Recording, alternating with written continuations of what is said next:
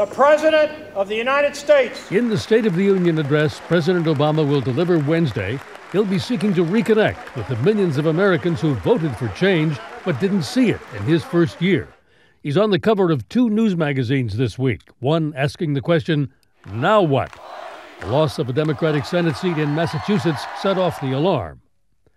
A Washington Post poll shows almost 2/3 of those who voted for Republican Scott Brown said they opposed the Democrats' agenda. The president's advisor said today he got the message and that his State of the Union speech will focus on jobs and the economy. I think the president will go through a series of things.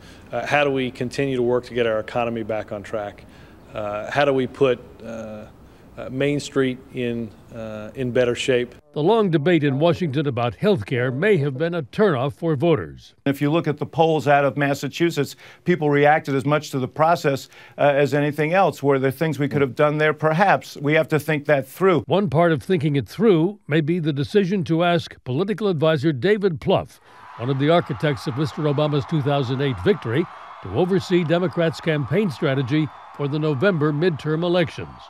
In today's Washington Post, Plante writes, if Democrats do what the American people sent them to Washington to do, November will be nothing like the nightmare the talking heads have forecast. But advisors were quick to insist today that rumors of a major White House staff shakeup are overblown. Washington loves the when are we going to throw a body out story. That's not how we roll. In his State of the Union speech, the president will try to recapture the narrative. He'll talk about a new foundation for the country, rescue, restore, and rebuild.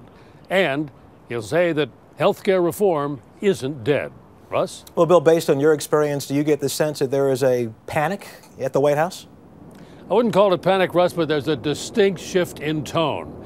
On Wednesday, you could feel it here. Instead of joking around, the press secretary was dead serious. And you could hear it all week in the president's speech, particularly in the speech he made Friday in Ohio, where he said, I won't rest until I get jobs for everyone.